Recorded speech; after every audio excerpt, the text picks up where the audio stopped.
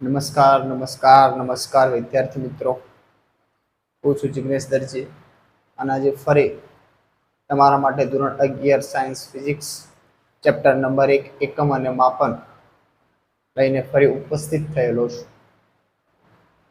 આના આગળના લેક્ચર સુધી આપણે સચોટતા ચોકસાઈ વિશેની વાત કરી હતી, ત્રુટિ વિશેની થોડી વાત કરેલી હતી. ત્યારબાદ આજના લેક્ચરની અંદર સાર્થક અંકો વિશેની સમજૂતી મેળવવાની છે. તો વાત કરીએ સાર્થક અંક. તો કે સાર્થક અંકો એટલે શું? ક્વેશ્ચન એવો પૂછાય એક્ઝામમાં કે સાર્થક અંક એટલે શું અને તેને નક્કી કરવા માટેના નિયમો જણાવો. અથવા કોઈ રકમ આપેલી હોય કે કોઈ ઇક્વેશન આપેલું કે કોઈ સંખ્યા આપેલી હોય અને કે સંખ્યાની અંદર સાર્થક અંકો કેટલા છે, તેવો પણ શોર્ટ ક્વેશ્ચન કે એમસીક્યુ ખાલી જગ્યા પૂછાતી હોય છે એક્ઝામમાં ઘણી વખત. તો ચલો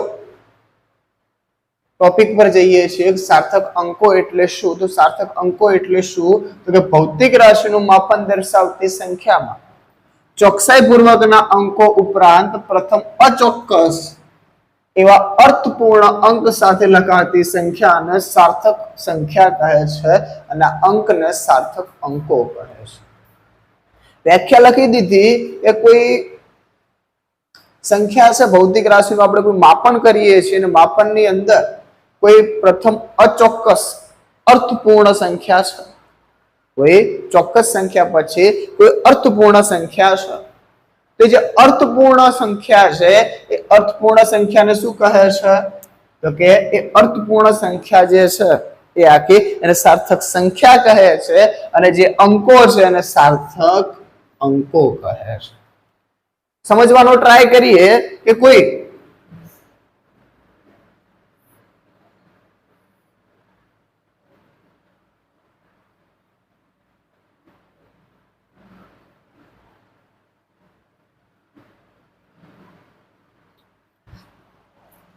એક વસ્તુ આપેલી છે અને આ વસ્તુની લંબાઈ માપવાનો ટ્રાય કરીએ છીએ, પરંતુ આ વસ્તુની લંબાઈ માપવાનો ટ્રાય કરતા હોઈએ તો એના માટે આપણે શું જોઈએ? કોઈ સ્કેલ જોઈએ. તો સ્કેલ વડે આપણે આ વસ્તુનો માપવાનો ટ્રાય કરીએ છીએ. તો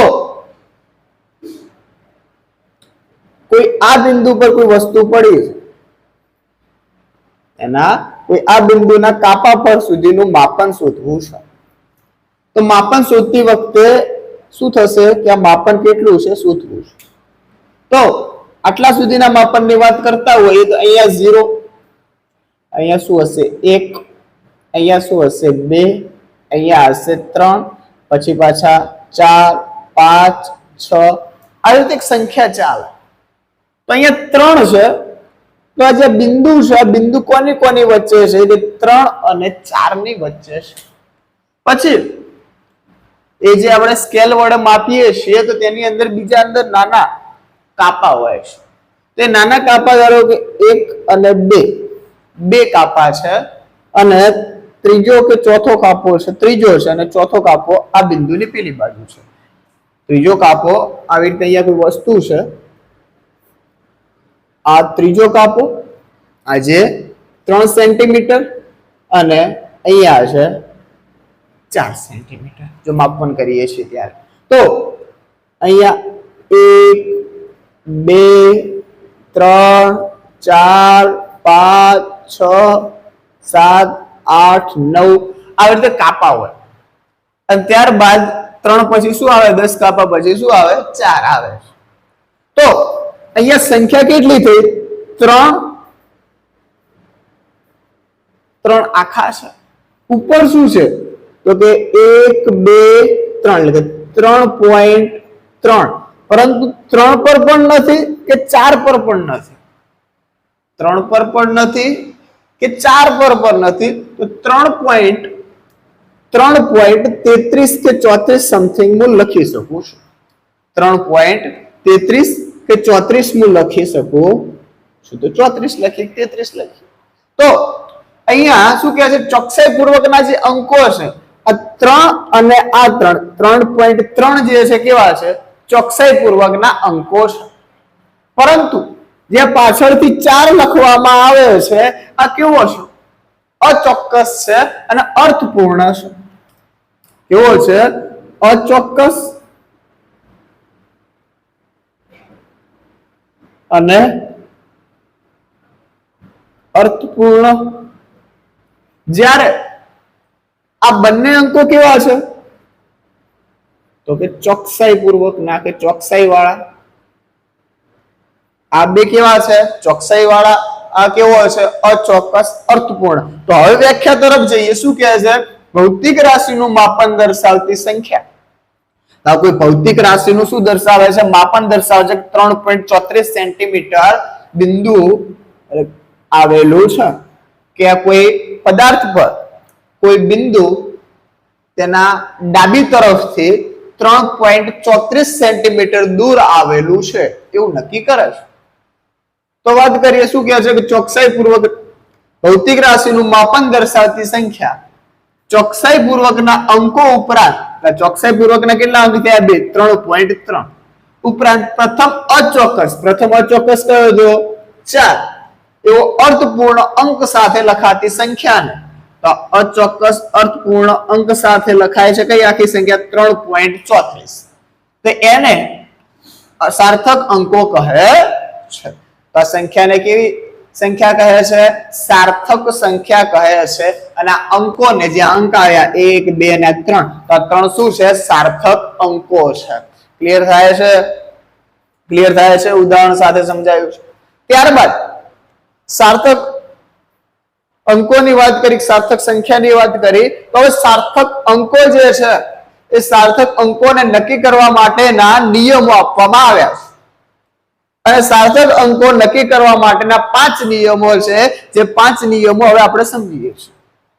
તો પ્રથમ નિયમ શું છે? તો કે બધા જ શૂન્યતર અંકો સાર્થક અંકો છે. શૂન્યતર અંકો એટલે કેવા? તો શૂન્યતર અંકો એટલે કે શૂન્ય સિવાયના જે અંકો છે એ બધા જ અંકોને શું કહેવાય છે? તો કે શૂન્ય સિવાયના બધા જ અંકોને શું કહેવાય છે? શૂન્યતર અંકો કહેવામાં આવે. શૂન્ય સિવાયના બધા જ અંકોને શૂન્યતર કહેવામાં આવે છે અને શૂન્યને શૂન્યાંકો કહેવામાં આવે છે. તો પ્રથમ નિયમ જોઈએ છે કે પ્રથમ નિયમ શું આપેલો છે? તો પ્રથમ નિયમ શું છે? કે બધા જ શૂન્યતર અંકોની વચ્ચેના બધા જ શૂન્યાંકો પણ સાર્થક અંકો છે. શૂન્યાંકો એટલે શું? તો કે શૂન્ય. અને શૂન્યતર એટલે શું? તો કે શૂન્ય સિવાયના. શૂન્ય સિવાયના જે અંકો છે એને શું કહેવાય છે? શૂન્યતર. અને શૂન્યને શું કહેવાય છે? શૂન્યાંકો કહેવામાં આવતા હોય. તો શું કહે છે કે બે શૂન્યતર અંકોની વચ્ચે બધા જ શૂન્યાંકો પણ સાર્થક અંકો છે. ઉદાહરણ લઈએ.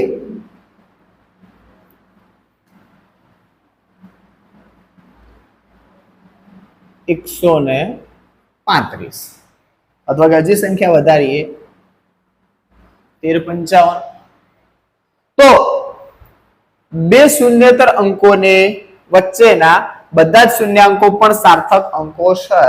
તો ચલો થોડું ચેન્જ કરીએ છીએ.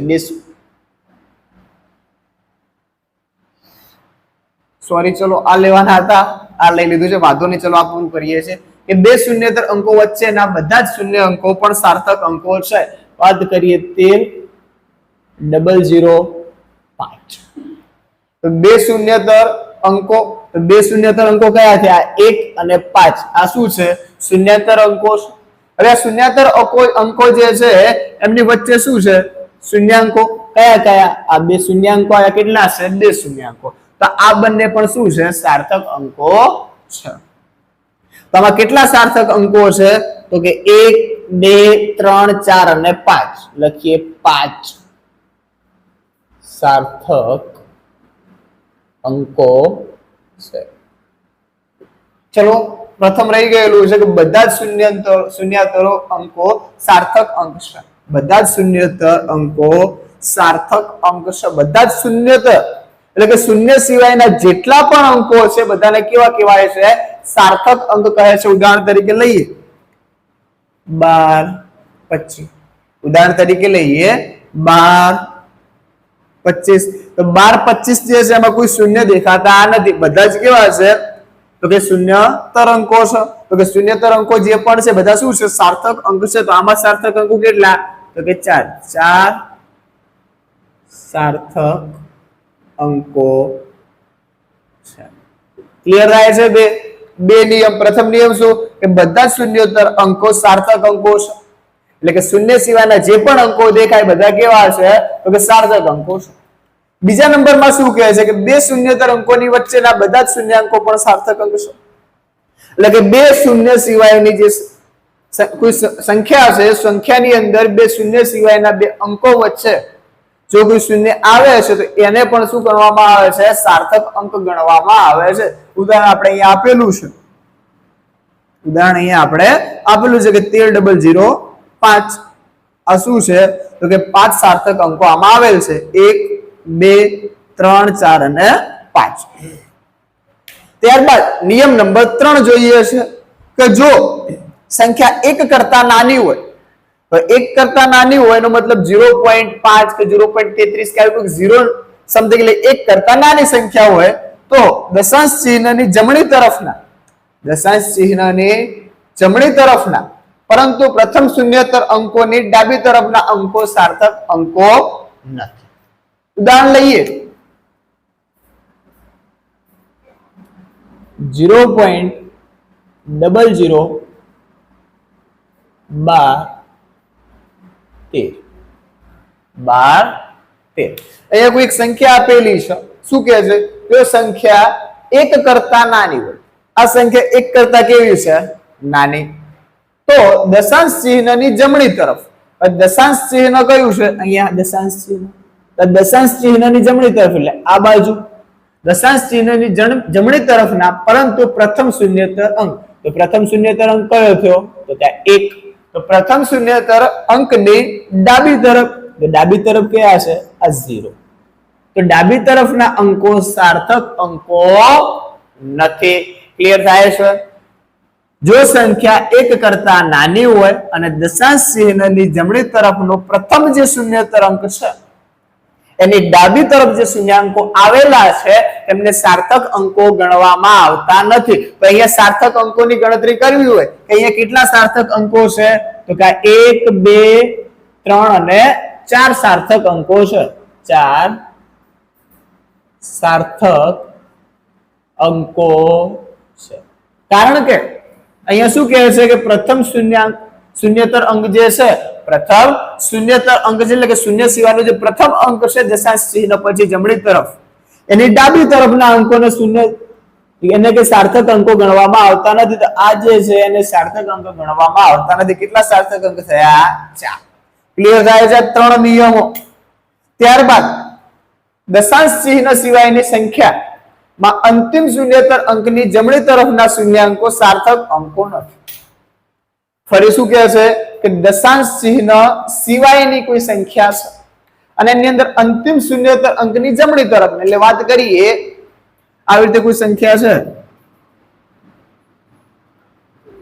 15500 આવી કોઈ સંખ્યા આપેલી છે દશાંશ ચિહ્ન વગરની આ સંખ્યા કહી શકાય કે 15500 એને શું કહેવાય? દશાંશ ચિહ્ન વગરની સંખ્યા.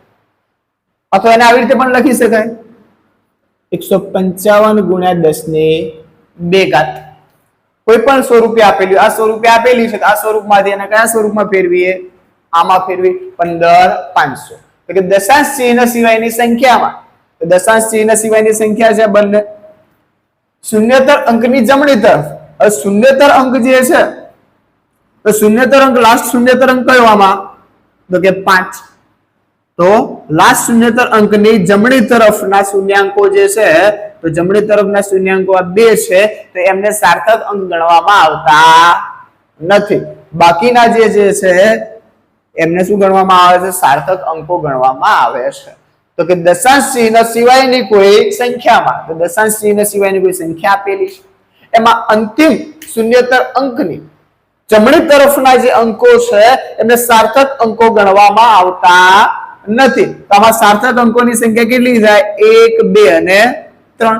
તો કે 3 સાર્થક અંકો છે. સાર્થક અંકોની સંખ્યા કેટલી છે આમાં? તો કે 3 સાર્થક અંકો આપેલા છે. ત્યારબાદ વાત કરીએ દશાંશ ચિહ્નની સંખ્યામાં. હવે અહીંયા કીધું દશાંશ ચિહ્ન વગર ને, અહીંયા શું કહે છે? દશાંશ ચિહ્નની સંખ્યા, એટલે કે દશાંશ ચિહ્ન વાળી કોઈ સંખ્યા છે એમાં અંતિમ શૂન્યતર અંક પછી, અંતિમ શૂન્યતર અંક પછી બધા જ શૂન્યાંકો જે છે એ સાર્થક અંકો છે. બધા જ શૂન્યાંતરો જે છે એ સાર્થક અંકો છે. તો દશાંશ ચિહ્ન વાળી કોઈ સંખ્યા હોય અને એની અંદર જો અંતિમ કોઈ જે શૂન્યતર અંક છે એના પછીના પણ જે શૂન્યાંકો છે એને પણ સાર્થક અંકો ગણવામાં આવે છે. એટલે ઉદાહરણ લઈએ 0.7900 તો આની અંદર સાર્થક અંકોની સંખ્યા કેટલી ગણવામાં આવશે કે 4? કઈ રીતે સમજીએ તો કે દશાંશ ચિહ્નની સંખ્યા, આ સંખ્યા કેવી છે? દશાંશ ચિહ્ન વાળી છે. એમાં અંતિમ શૂન્યતર અંક, તો અંતિમ શૂન્યતર અંક કયો છે? તો કે 9. એના પછીના બધા જ શૂન્યાંકો પણ સાર્થક અંકો ગણવામાં આવે છે. એટલે કે અંતિમ શૂન્યતર અંક પછીના જે બે શૂન્યાંકો છે એને પણ આપણે કેવા લઈશું? તો કે સાર્થક અંકની ગણતરીમાં લઈશું. તો કેટલા થયા? તો કે 1 2 3 અને 4 સાર્થક અંકો થયા. તો લખીએ કે 4 સાર્થક અંકો, 4 સાર્થક અંકો છે. ક્લિયર છે? તો 5 નિયમોને યાદ રાખવાની જરૂર છે. આ 5 નિયમો જ યાદ રાખીશું તો આપણને સાર્થક અંકોની ગણતરી કરતા આવડશે. અને એક્ઝામમાં ઘણી વખત શોર્ટ ક્વેશ્ચન કે એમસીક્યુ સ્વરૂપે સાર્થક અંકોની ગણતરી પૂછાતી હોય છે કે આપેલ સંખ્યાની અંદર કેટલા સાર્થક અંકો છે એ માહિતી આવતી હોય છે, ઘણી વખત પૂછાતું હોય છે.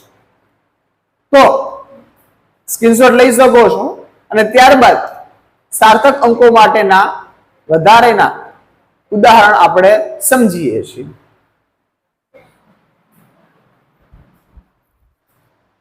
ચલો હવે બીજા ઉદાહરણ આપણે સમજવાનો ટ્રાય કરીએ. સાર્થક અંકોની સંખ્યા કેટલી છે એ સમજવાનો ટ્રાય કરીએ છીએ. ઉદાહરણ 7.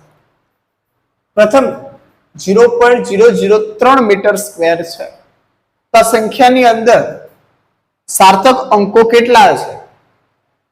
આ સંખ્યાની અંદર સાર્થક અંકો કેટલા છે? તો સાર્થક અંકો માટે આપણે નીચે જે તમારા નિયમો છે, આપણે ફિઝિક્સે જે સાર્થક અંકો માટેના જે નિયમ આપેલા છે, નિયમને આપણે અહીંયા રાખેલા છે જે હમણાં આપણે સમજ્યા છે. તો શું કહે છે કે 0.003 મીટર સ્ક્વેર. તો અહીં દશાંશ ચિહ્ન વાળી સંખ્યા છે. તો દશાંશ ચિહ્ન વાળી સંખ્યાની અંદર પ્રથમ શૂન્યતર અંક ની ડાબી તરફના જે અંકો છે એને સાર્થક અંકો ગણવામાં આવતા નથી. આવો નિયમ આપણે ભણ્યા છે. આવો નિયમ આપણે ભણ્યા છે, અહીંયા આપેલ જ છે કે 1 કરતા નાની દશાંશ ચિહ્ન વાળી કોઈ સંખ્યા છે. આ સંખ્યાની અંદર જે પ્રથમ શૂન્યતર અંકની ડાબી તરફના અંકો છે એને સાર્થક અંકો ગણવામાં આવતા નથી. તો અહીંયા સાર્થક અંકોની સંખ્યા કેટલી છે? તો કે 1 લખીએ. 1 સાર્થક અંક. ચલો વાત કરીએ બીજામાં. 0.1570 સેન્ટીમીટર સ્ક્વેર. 0.1570 centimetre square.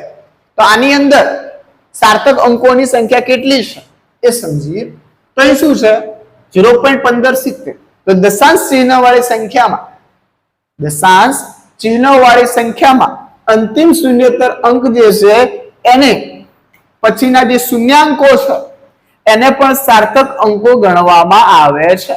આવા નિયમ આપણે છે ક્યાં છે કે દશાંશ ચિહ્ન સિવાયની સંખ્યામાં, દશાંશ ચિહ્નની સંખ્યા જે છે તો દશાંશ ચિહ્નની સંખ્યામાં અંતિમ શૂન્યતર અંક પછીના બધા જ શૂન્યાંકો પણ શું છે? સાર્થક અંક.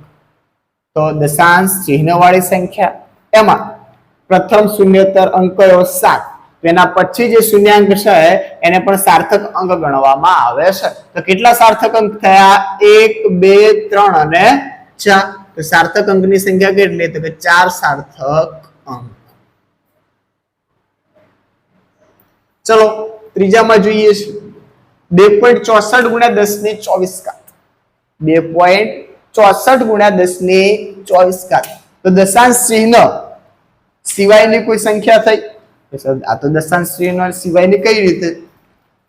તો અહીંયા 2.64 છે ગુણ્યા 10 ની 24 છે, તો માને આવી રીતે લખી શકું 264 ગુણ્યા 10 ની 26 ઘાત કિલોગ્રામ.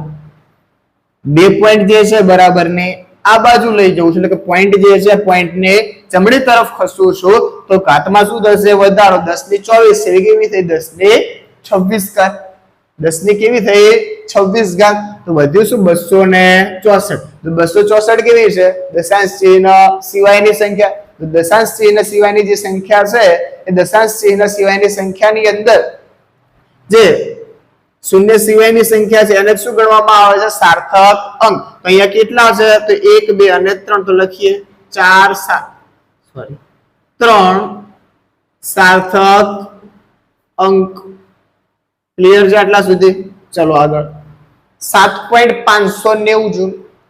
7.590 જૂલ. તો 7.590 જૂલ જે છે એમાં સાર્થક અંકોની સંખ્યા કેટલી? તો અહીંયા જોઈએ કે અહીંયા કેવી સંખ્યા છે? દશાંશ ચિહ્ન વાળી સંખ્યા છે.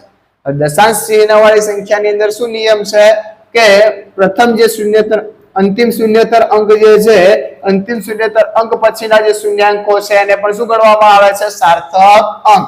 તો 1 2 3 અને 4. તો 4 સાર્થક અંક. ચલો 6.032. 6.032. આમાં સાર્થક અંકોની સંખ્યા કેટલી? તો એ જ રૂલ્સ દશાંશ ચિહ્ન વાળી સંખ્યા છે. દશાંશ ચિહ્ન વાળી સંખ્યાની અંદર સાર્થક અંકો કેટલા ગણવા? બધા ગણવામાં આવે છે. દશાંશ ચિહ્ન વાળી કોઈ સંખ્યા છે તો દશાંશ ચિહ્ન વાળી સંખ્યાની અંદર દશાંશ ચિહ્ન વાળી સંખ્યાની અંદર જે શૂન્ય સિવાયના જે અંકો છે એના વચ્ચે આવતી પણ સંખ્યાને શું ગણવામાં આવે છે? તો સાર્થક અંક ગણવામાં આવે છે. તો સાર્થક અંક કેટલા? 1 2 3 અને 4. 4 સાર્થક અંક. ચલો 3.012 ગુણ્યા 10 ની -4 ઘાત. 3.012 ગુણ્યા 10 ની -4 ઘાત. એ જ વસ્તુ જે અહીંયા સમજ્યા હતા. તો કેટલી સાર્થક અંકોની સંખ્યા કેટલી થશે? 1 2 3 અને 4. 4 સાર્થક અંક. 135 બધા જ કેવા છે? શૂન્ય સિવાયની. શૂન્ય સિવાયની બધી જ અંકો શું છે? સાર્થક અંક છે. કેટલા? તો કે 3 સાર્થક અંકો. આજના લેક્ચરની અંદર બસ આટલા સુધી રાખીએ છીએ. તમે આ બીજા સંખ્યાઓ લખી અને તમે તમારી રીતે પ્રેક્ટિસ કરી શકો છો. તો બસ આજનું લેક્ચર અહીંયા પૂર્ણ કરીએ છીએ. જો તમને અમારો વિડીયો પસંદ આવ્યો તો લાઈક કરો, શેર કરો અને સબસ્ક્રાઇબ કરો અને તમારા મિત્રોને શેર કરવાનું ભૂલતા નહીં. બસ.